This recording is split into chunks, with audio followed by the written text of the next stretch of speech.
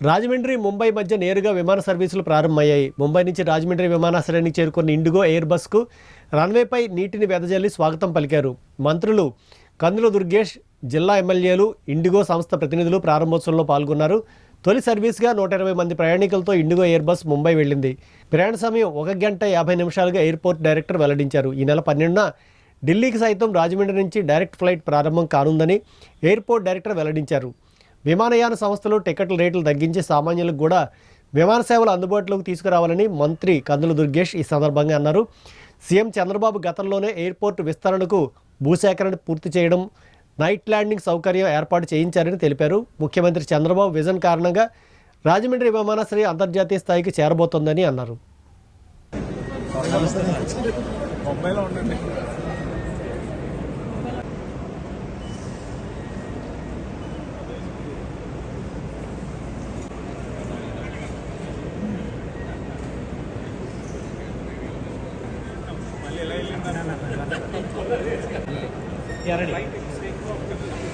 Ready sir,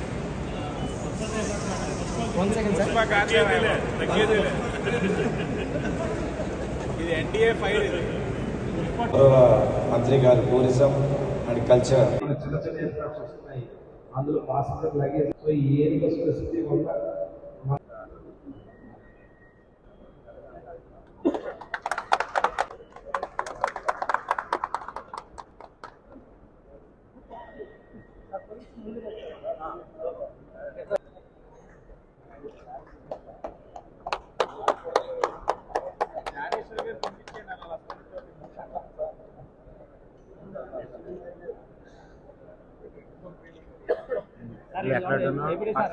తీసుకున్నా మనోడు కిందకి వచ్చేసాడు. బాబా నేను ఓయ్ బాబా అంటే ఈటీవీ వారు అంటారు కదా,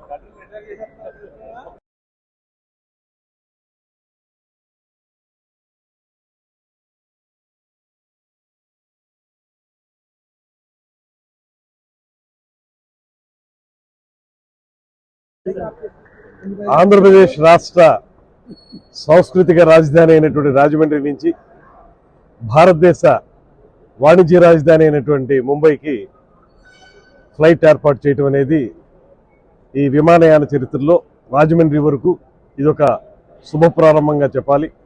ముఖ్యంగా దీనికి కృషి చేసినటువంటి కేంద్ర విమానయాన శాఖ మంత్రులు రామ్మోహన్ నాయుడు గారు, రాజమండ్రి పార్లమెంట్ సభ్యులు శ్రీమతి పురంధేశ్వరి గారు ఇద్దరికీ కూడా మా అందరి తరఫున కూడా, తూర్పుగోదావరి జిల్లాకు సంబంధించినటువంటి అందరు శాసనసభ్యులు అందరి తరఫున కూడా ప్రత్యేకమైన ధన్యవాదాలు తెలియజేస్తూ, ఇవాళ రోజు రోజుకి పెరుగుతున్నటువంటి విమానయాన ప్రయాణికుల విషయంలో చాలా కాలం నుంచి ఈ ప్రాంతంలో వ్యాపార రీత్యా ముంబై, ఢిల్లీ లాంటి ప్రాంతాలకి వెళ్ళేటువంటి వారి సంఖ్య చాలా ఎక్కువగా ఉన్నటువంటి సందర్భాన్ని మనం చూస్తున్నాం. ముఖ్యంగా ఈ ప్రాంతం నుంచి వస్త్ర వ్యాపారులు కానీ, అదేవిధంగా ఇతరత్ర వ్యాపారాలు చేసుకునేటువంటి వారు, నర్సరీలకు సంబంధించిన వాళ్ళు కానీ, అదేవిధంగా పండ్ల వ్యాపారస్తులు కానీ చాలా పెద్ద ఎత్తున ఇక్కడి నుంచి కార్గో కూడా వెళ్ళేదానికి అవకాశం ఉంది. అటువంటి సందర్భంలో చాలా కాలంగా ఎదురు చూస్తున్నటువంటి ముంబై లాంటి ప్రాంతానికి, ఢిల్లీ లాంటి ప్రాంతాలకి మనం ఇవాళ ఎయిర్ బస్ని ప్రయాణం చేసుకోవడానికి ఏర్పాటు చేసుకోవటం. ఇప్పటివరకు ఏటీఆర్లు మాత్రమే ఉన్నాయి, చిన్న ఫ్లైట్స్ మాత్రమే ఉన్నాయి. ఇవాళ ఎయిర్ బస్ ద్వారా ఎక్కువ మంది ప్రయాణికులు వెళ్ళేదానికి అవకాశం కల్పించడం, అదేవిధంగా ఇప్పుడే చెప్పిన విధంగా ఇవాళ ఈ విమానాశ్రయాన్ని అంతర్జాతీయ విమానాశ్రయం స్థాయికి పెంచడానికి అన్ని రకాల ప్రయత్నాలు జరుగుతూ ఉన్నాయి. శంషాబాద్ ఎయిర్పోర్ట్లో ఎన్ని రకాల ఫెసిలిటీస్ ఉన్నాయో అన్ని రకాల ఫెసిలిటీస్ ఇక్కడ కూడా ఏర్పాటు చేయగలిగేటువంటి సత్తా మనకు ఉందనేటువంటి మాట ఎయిర్పోర్ట్ అధికారులు కూడా తెలియజేస్తా ఉన్నారు. ఇవన్నీ దృష్టిలో పెట్టుకుంటే మరింతగా ఎక్కువగా మనం విమానాలు వివిధ ప్రాంతాలకు వెళ్ళేదానికి మనం కృషి చేయాల్సిన అవసరం ఉంది. రాష్ట్రంలో ముఖ్యంగా షిరిడీకి వెళ్ళేటువంటి వాళ్ళు, తిరుపతి వెళ్ళేటువంటి వాళ్ళు కూడా చాలా పెద్ద సంఖ్యలో ఉంటారు కనుక వారు కూడా ఉపయోగపడే విధంగా మనం విమానాలను పెంచుకోవాల్సిన అవసరం ఉంది. దాంతోపాటు మేము ప్రయాణికులుగా కూడా మాట్లాడవలసి వస్తే కొంత విమానయాన ధరలను తగ్గించాల్సిన అవసరాన్ని కూడా దృష్టిలో పెట్టుకోవాలి. ఇవాళ సామాన్య మానవుడు కూడా విమానంలో ప్రయాణించడానికి మక్కువ చూపుతున్నారు. దానికి ప్రధానమైన కారణం ఒకటి సమయం, తొందరగా వెళ్తాం గమ్యానికి అనేటువంటి విషయంతో వారు అందులో ప్రయాణం చేయాలనుకుంటున్నారు.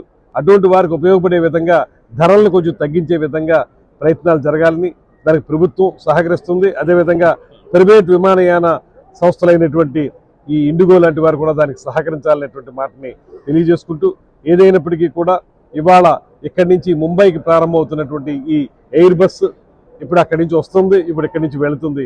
ఇది మనకి ఒక గొప్ప మార్పుకి సంకేతంగా మనం భావించాలి. దీని ద్వారా రాబోయే రోజుల్లో మన వ్యాపారం కానీ, కార్గో కానీ, అదేవిధంగా ప్రయాణికుల సంఖ్య కానీ విపరీతంగా పెరిగి రాష్ట్రంలో మాత్రమే కాకుండా దేశంలో నలుమూలలకి వెళ్లే విధంగా ఈ విమానాశ్రయం అభివృద్ధి చెందాలని మనస్ఫూర్తిగా కోరుకుంటూ, అంతర్జాతీయ స్థాయి విమానాశ్రయంగా కూడా రూపొందాలని మనస్ఫూర్తిగా ఆకాంక్షిస్తూ సెలవు తీసుకుంటున్నాం. అది ల్యాండ్ ఎడ్యుకేషన్ విషయంలో కానీ, లేకపోతే ఎయిర్పోర్ట్ విస్తరణ విషయంలో కానీ ప్రత్యేకమైన శ్రద్ధ చూపించి, ముఖ్యంగా రాజమండ్రి ఎయిర్పోర్ట్ని ఈ స్థాయికి అభివృద్ధి చేయడానికి ప్రధాన కారకులు మన మాన్యశ్రీ ముఖ్యమంత్రి శ్రీ చంద్రబాబు నాయుడు గారు. వారికి కూడా మన అందరి తరఫున కూడా ప్రత్యేకమైనటువంటి ధన్యవాదాలు తెలియజేస్తున్నాను. ఆయన విజన్ ఉన్న కనుకే ఇవాళ ఈ ఎయిర్పోర్ట్లన్నీ అభివృద్ధి చెందుతాయి. అదేవిధంగా రాష్ట్రంలో ఇంకా చాలా ప్రాంతాల్లో కూడా ఎయిర్పోర్ట్లు రావడానికి శ్రీ చంద్ర